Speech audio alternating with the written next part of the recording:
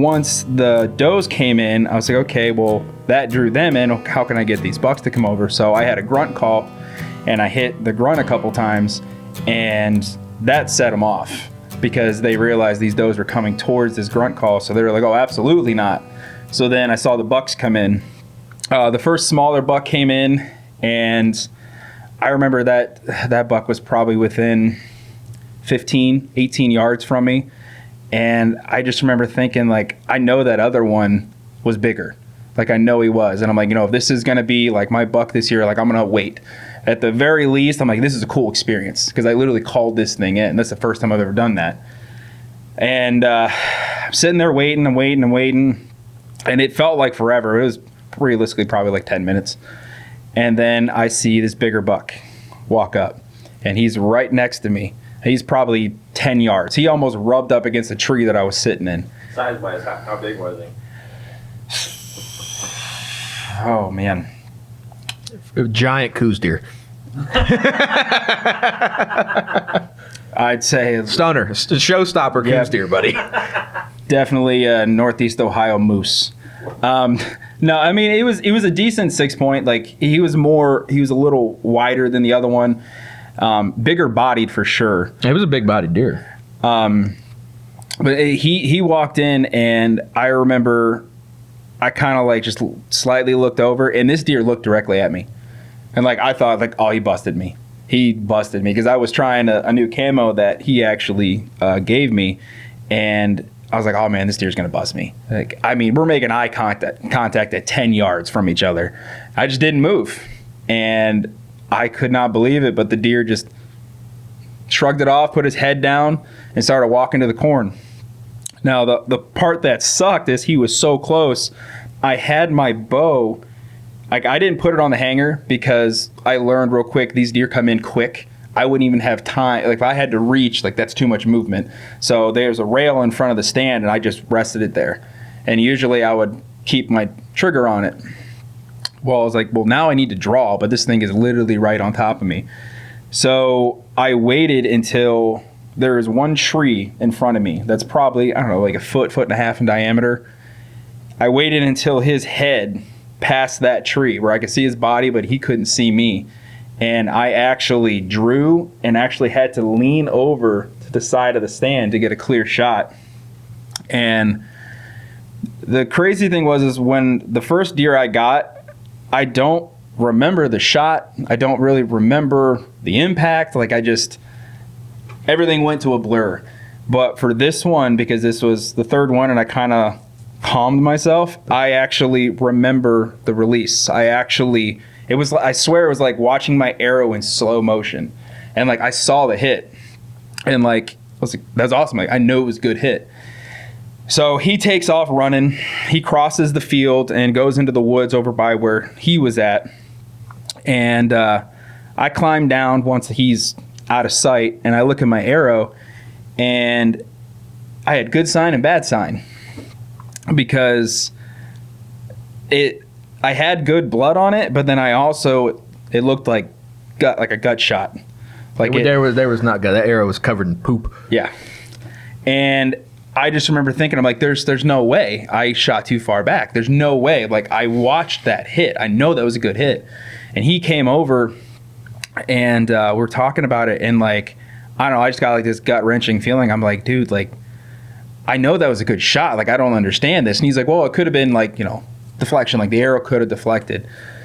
And I was like, man, that's a lot of deflection for where I thought. That's exactly what ended up happening. Your arrow deflected off the opposite side rib and went back and came out super far back, almost like in the hind quarter.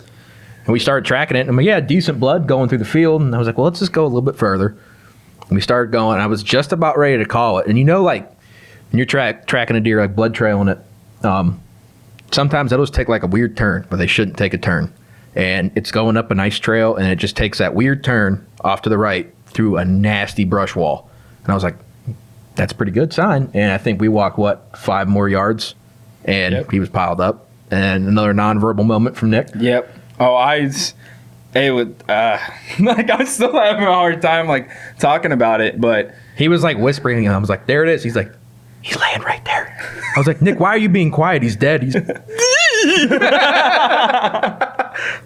But yeah, walking up on that, it was getting that close to it. Like, it was actually bigger than I thought. It was a big bodied deer.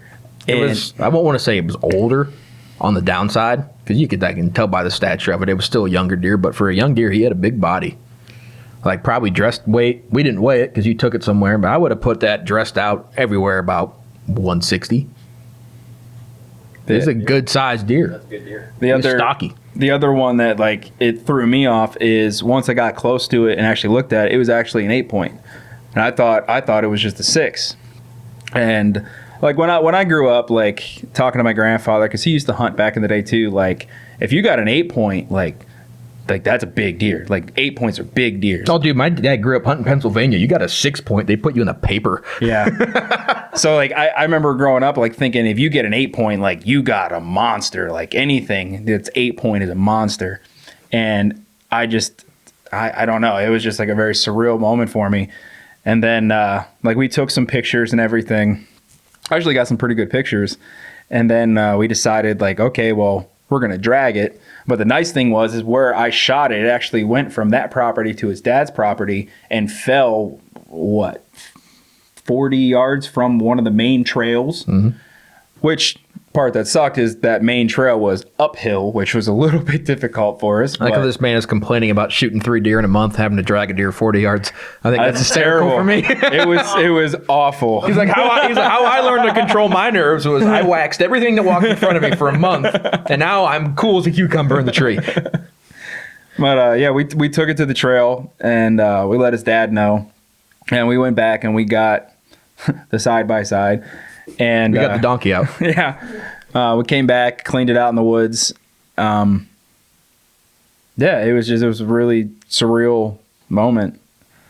But, like, I think, like, even though the buck, like, was exciting, I still think my second deer, that was my favorite story of the season, just because of how it played out. So where he was hunting at his dad's, we were probably like, what? We're like, what, 120? No, probably about 250 yards. We're apart from each other. And I remember sitting up there and, like, I could hear him shoot. Like, I could hear his bow. Like, it was funny because he asked me at one point, because I did hear a limb fall. And these deer were working. I sat down, like, where my stand's at is, like, on a creek line. So, like, the creek comes up and then it bends. And, I was only in the stand maybe 10 minutes, and, like, way up the creek, there's, like, an opening, and I could see deer over there. And I was like, oh, cool. Like, maybe they'll come down this way. And I watched them kind of filter through the woods, and then slowly they started coming up. They're, like, maybe 80 yards in front of me.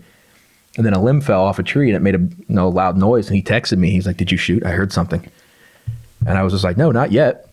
And I left it at that. Then he'd be like, what do you mean, not yet? And then maybe not even 10 minutes later, I shoot, and I just text him, like, did you hear that? I was like, yep.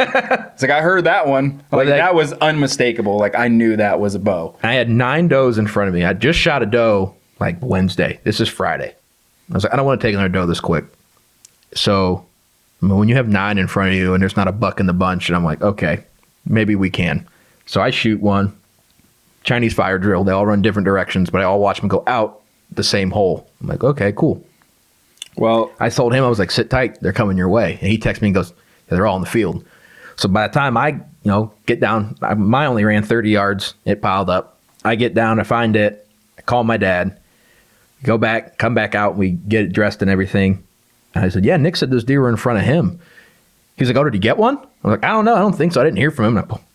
No, he got one. My dad's like, tell him he's got to wait a minute. We got to deal with this one first. I'm like, I don't know. So, like, I remember after I heard the shot and I texted him, like, hey, did you get one? He's like, yeah, I got one down. And I told him, I was like, all right. I was like, I'll get down in a minute and come help you. Right as I sent that text, I look up and 3 deer run out into the field, like maybe 60 yards in front of me. And I could see that, 2 were the smaller does and 1 was a bigger doe. And I was like, all right. And then I texted back. I'm like, hey, man, I'm going to sit for a minute. Well, they were in that field. Oh, it felt like forever. It was probably at least, honestly, at least 20 minutes to a half an hour. I'm just how you made it. I'm just watching them just graze in this field. And I was like, just one of them, just come over here. I know you know this corn's here. I just need one. The rest of them will follow. Sure enough, one of the younger does actually beelined to the corn. And I was like, oh, this is going to work. Like I started shaking again. I'm like, this is actually going to work. And then the other young doe comes over. And then of course, the bigger doe she was a little more hesitant, but then she walked in and she gave me a perfect broadside shot. And like the coolest part is like after we got her, I remember like again had a good hit. She ran 30 yards and I watched her fall in the field directly in front of me. I've never had that happen. I've never watched a deer go down, but it was just like so satisfying. There's no tracking, like it was a good hit. The hardest part was trying to get out of the stand because the two younger deer, they just stood there and they're like, "Did you hear that?" Like, I don't know, man. There's still corn. Let's just hang out here. Let's chow down, man. And I was like, how do I get these things to go away? Because I didn't want to spook. Like, I wanted to spook them, but I didn't want them to know I was there. So I started like looking around and I'm trying to find like sticks and stuff, but I got nothing. So eventually I started like taking arrows out of my quiver and I'm throwing arrows on the ground trying to get these things to go away. And they were like, whoa, that's a weird looking stick. More corn. I'm like, okay. I don't know how to. Finally, I just kind of like, I was like, I have no other choice. I just stood up and they kind of looked at me and they were like, all right, that's weird. And they walked in the field. I got out of the stand and I started, kicking some brush around and then they finally took off. But going up to the one that when she fell on the field, like it just, I don't know, that was a surreal moment too. And then I called them and let them know, and they're like, "You're on your own on this one, man. Like we're doing this already." But and it was warm too. It was like almost 80 degrees. Yeah, it was a warm. You were like, "Well, I'll wait," and I was like, "Don't wait. Get that thing gutted now." Yeah, but I mean that. It couldn't have worked out any better. Like it was perfect. It was fun. As long as I've been bow hunting, I've never doubled with someone the same day. Yeah, that's cool. And like I would have put money down, I would have been with Dad. Like we've shot deer the same day, but not on the same hunt. Yeah. Because there have been times I've shot in the morning, he goes out in the evening and shoots one, but never the same hunt. So that was neat. I had a lot of fun doing that.